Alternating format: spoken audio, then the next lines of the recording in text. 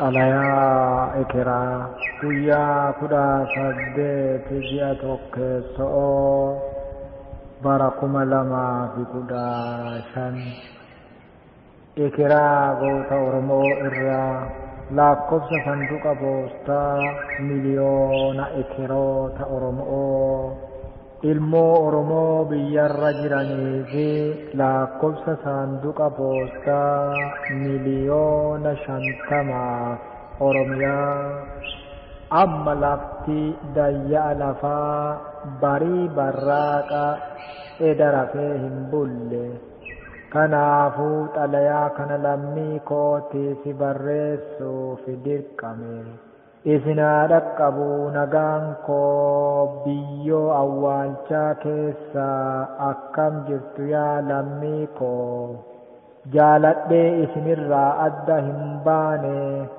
isinirraa adda bahullee garaa fi ayyaanni koo isinirraa adda hin baane kaayoo ani mana bahee fi sana galmaan geettan jedhee abdadhee ture garuu loon karra 50 keessaa korma warra keennaa kan boorratee baroodu arguu dhabuu keenyaan nuti qubattoonni ganda awwaalchaa jiraattota godina Oromiyaarraa komii guddaa qabna.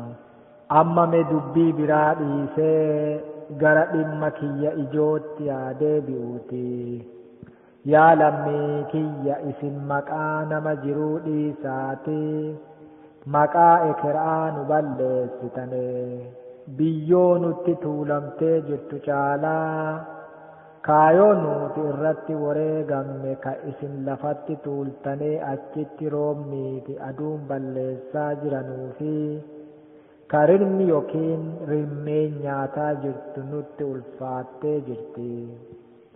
Nuti gara biyya lammataa gara hin galleetti dirqamaayyoo godaansifamnellee dhalli koo jiraa.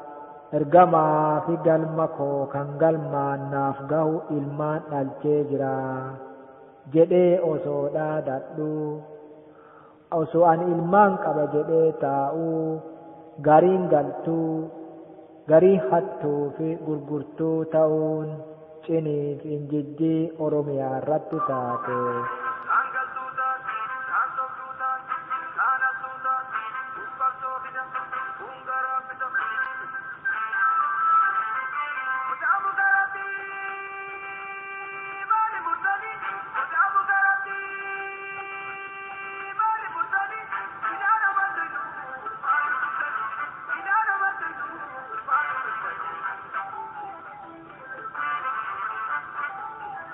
Dhiyeenya kana gara ganda ekeraatti kan dhufe sidiin keenya Mallas Zeenaawiin akka nuun jedhe lafee sattawwaatiin cabsan malee hin cabdu sibiila sibiilaan qabanii tuman malee tumtuun tumtee hin dandeettu bifuma wal fakkaatuun uummata Oromoo jallaa isaatiin qabnee binne malee uummata bitamuu muti. Uummatichillee amantaa fi gosa hedduu waan qabuufi jidduu seenanii adda dhiibanii guyyaa azmaraa hammeenyaatti hammeenya isaan jidduutti facaasuun adda baasuun salphaadha. Ammas magaalota Oromiyaa keessa jiru uummanni Oromoo harkaa waa hin qabnee fi akka mishigiitti itti fayyadamnee bitaa jirra. Minilikii fi Haile Sillaaseellee akkanuma godhane nuti xiqqoo fooyyessinee dhaaba Oppiidoo jedhamu uumnee fi uummata Oromoo ittiin bitaa turree ittiin bitaa jirra. Uummata Oromoo rakkifnee beelomsinee hiyyoomsinee rakkinyaa fi gadadoo itti dhiifnee bitaa jirra. Namni beela'ee kan garaa yaada malee dhaqqabee waan biyyaa hin yaadu. Kanaafi amaarti uummata Oromoo barumsa dhoowwuun duubatti hambistee bittee turte. Nuti amma ammoo qawween fixaa sodaachisuu bulchaa jirra. Akkasuma ammoo akka amaarti Oromoo barumsa dhoowwinee binna jedhaa yaadaa turani nuti ammoo dinagdee yookiin qabeenya dhoowwinee hiyyoomsinee binna jennee karoorfannee itti deemaa jirra. Akkasuma gosoota ollaa Oromoo jira hundumaanuu walitti buusuun Oromoo tasgabbii dhoowwuun qabeenya isaa saamuun beekaa isaa biyya ari'uun garee isaanii ammoo gara ganda ekeraa kana ergaa turre. Ammallee namoota hedduu gara ganda ekeraa kana ergaa jedheenii kan dhufe hedduudha. Kanan ofii kootii ergisiisee namoota hedduu as ganda ekeraa kanatti argeera. Ganaa kan ergamanis ni jiru. Kan nu dadhabsiisaa jiru garuu dhaloota qubee kan jedhaman kan du'aaf rasaasa hin sodaanne tokkottuu amma ta'ee jira. Isaan jarreen Oromoo Forest warrootaan jedhaman waliin ka'anee televezyiinii mataa isaanii banatanii ka'anii jiranii. Isaanittuu xiqqoo nu yaaddessaa jira malee warra duraa keessaa farda kooraa baataa fi danda'aa kan akka abbaa duulaafaa hedduu qabna Oppiidiyoo keessaa. Oppiidiyoo tanallee beektaa nu wayyaanittuu dhaabeen. Oromoon hedduun garuu akkuma dhaaba Oromootti nu fudhatee nu badhaase jedhee asitti nutti dhaadatee Mallasaa Zeenaawii. Inni akka waan jabduu godhee dhufeetti nutti odeessa. Biyya kanatti namni harkaan wal qabuun dhoorkaadha malee wayaa walitti yaafannee turre. Akka malee wal lolleen. Ijoolleen kichuun ganda kana dhufuun hin malle kan Mallas Zeenaawiin gara ganda ekeraa kana ergee asi dhufee asitti arganii ajjeesuuf kaanaan Mallas Zeenaawiin baqatee badee.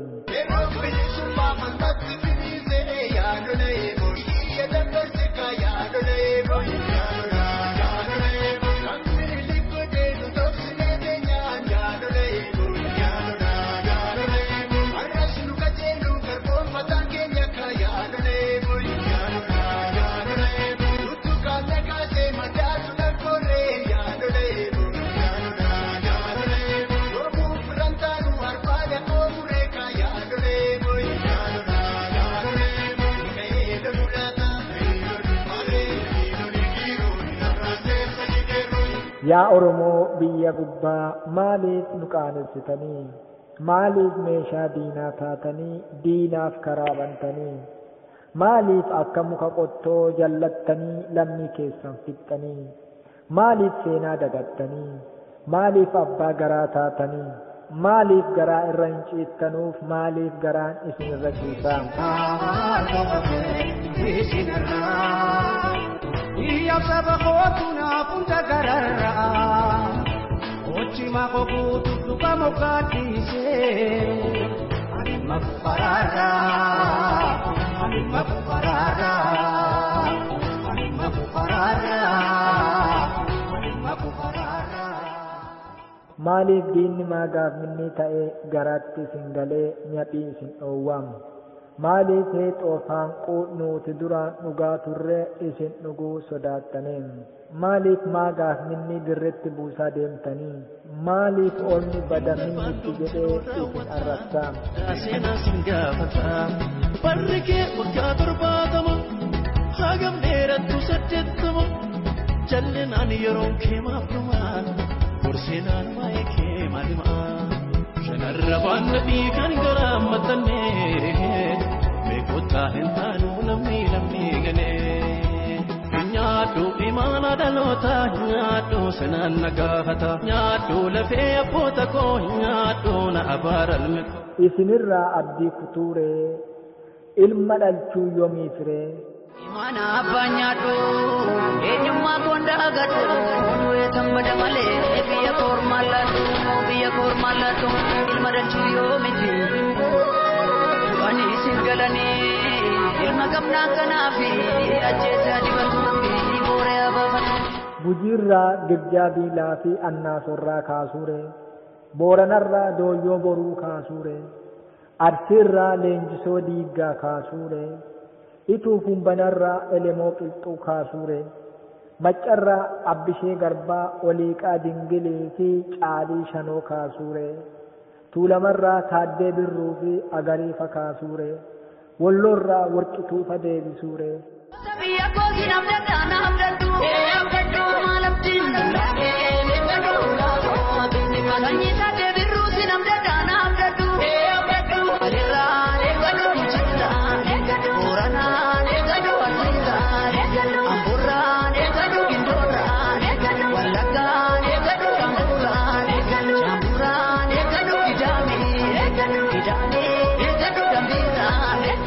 Yaa ilmaan Oromoo, nuti nuu ba'aa biyyoo hangana geessu baanne dubbiin dhimma keenyaa kun ba'aa biraa nutti taatee jirti. Isin ammoo warri ba'aa kana hin qabne akkamiin akka taa'aa jirtan naaf hin galle. Kan nuuf baradhu ija nuuf banadhu waa ormi arge nuuf argi jennee mana barumsaatti kan erginille waa inni barate walii wallaalle. Inni daboorummaa barate moo yarummaa barate? Daldalaa keenyas numa daldala malee bu'aa buusuu didee.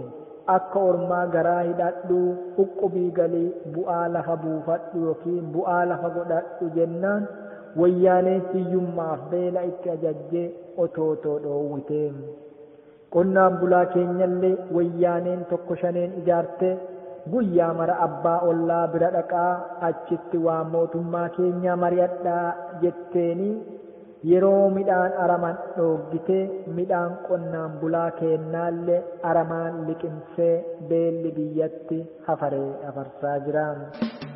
Abeessi yoome abaan duroome wal jaala darbe dubbiin hunduu akkasoo wallaalee.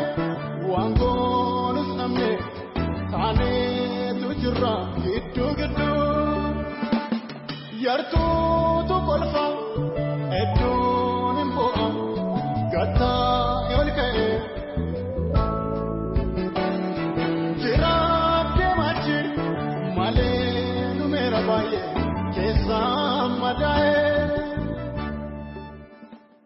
Yaa ilmaan Oromoo, teepha Oromiyaan qaban Oppiidiyoo irraa of eegaa. Oppiidiyoon ba'aa wayyaanee buufattee akka wadala harree alaattulle harreen wadalli ofumaa alaakee biyya garagalcha malee jaartii isaarraa waraabessa jalaa hin dhoowwu.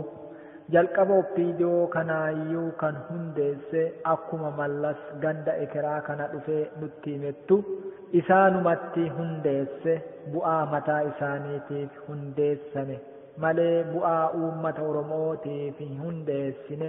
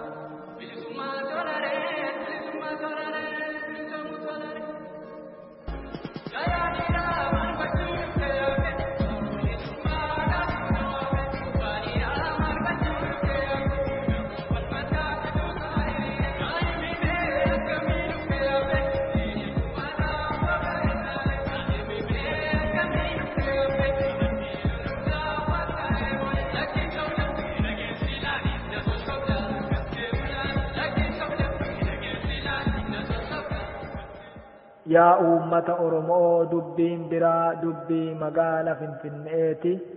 Magaala Finfinnee keessatti dhalannee galtuu taane.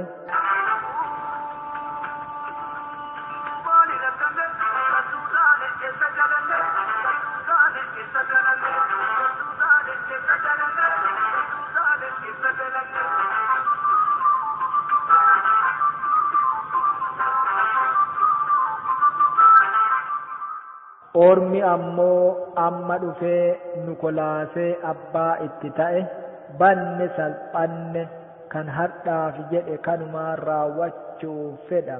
Garuu biyyoo isinitti salphattuu qofaa afaaniin nuun hin jedhina.